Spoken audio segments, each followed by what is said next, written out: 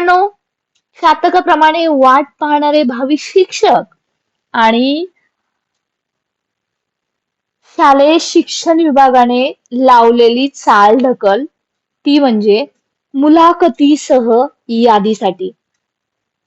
जवळपास आता पाहतोय की आपण विदाऊट इंटरव्ह्यूचा लिस्ट लागून बरेच दिवस उलटलेले आहेत, तरी सुद्धा विथ इंटरव्ह्यू राऊंडची प्रतीक्षा कायम आहे. आणि याच संदर्भात पोर्टल वरती अपडेट जे आलेलं आहे, लॉग इन केल्यावरती हे अपडेट दिसत आहे. आणि मित्रांनो, प्रतीक्षा आहे ती शिगेला पोहोचलेली आहे आणि लवकरच यादीला गेल्यात शंकाच नाहीये. तुम्ही हा स्क्रीनशॉट पाहू शकता. टॅब वर जा. जेव्हा उमेदवारांनी याला लॉग इन करून पाहिलं होतं तेव्हा त्यांना हे दिसलं होतं. यासाठी राकेश सरांचे आभार, कारण त्यांनीच हे अपडेट दिलेलं आहे. म्हणजे उमेदवार लिटरली अजून ऑफिशियली सगळ्या गोष्टी कळतील तरी सुद्धा यादीची किती वाट पाहतात हे तुमच्या याच्यातून दिसतं. तरी सुद्धा हे जे टेस्टिंग आहे त्याचा पुरावा तुम्ही पाहू शकता. सिलेक्ट इंटरव्ह्यू टाईप असं आलेला आहे आणि बघा, इंटरव्ह्यू टाईप मध्ये सिलेक्ट फेज 1 आणि फेज 2 हा टॅब तेव्हाच उपलब्ध होणार आहे जेव्हा मात्र आपली विथ इंटरव्ह्यूची यादी लागेल.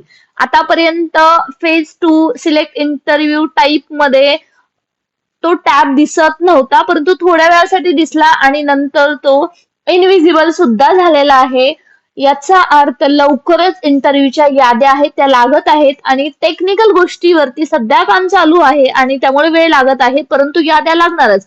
हे काही अशा पद्धतीचं एक वेल फ्रेम्ड रिपीटेड उत्तर जे आपल्याला शालेय शिक्षण विभागाकडून मिळत आहे त्याला मात्र आता एक स्टॉप होऊन जाईल आणि त्याला मात्र आता मूर्त स्वरूप मिळेल आणि विथ इंटरव्ह्यूची यादी लागेल. तरी सुद्धा तुमच्या मनामध्ये प्रश्न नक्कीच असेल की विथ इंटरव्ह्यूची यादी नक्की कोणत्या दिवशी लागू शकतो. मित्रांनो, विथ इंटरव्ह्यूची यादी ही कधीही लागू शकते, जेव्हा यांचं आता सध्या तर टेस्टिंग चालू झालेलं आहे ते तुम्ही पाहू सुद्धा शकता.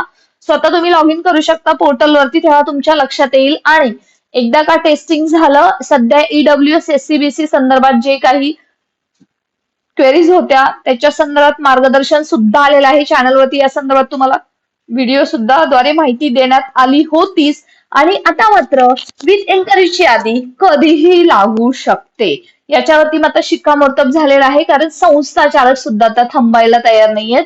शाळा सुरू झालेल्या आहेत आणि शिक्षकांची ऑलरेडी कमतरता असल्यामुळे ती यादी लावणं ही आपली भावी शिक्षकांची गरज तर आहे, त्याचबरोबर त्या विद्यार्थ्यांना कायमस्वरूपी शिक्षकाची गरज आहे आणि त्याचसाठी शालेय शिक्षण विभाग कोणतीही दिरंगाई करणार नाही. हे टेस्टिंग झालं की यादी लागणार आहे. अशा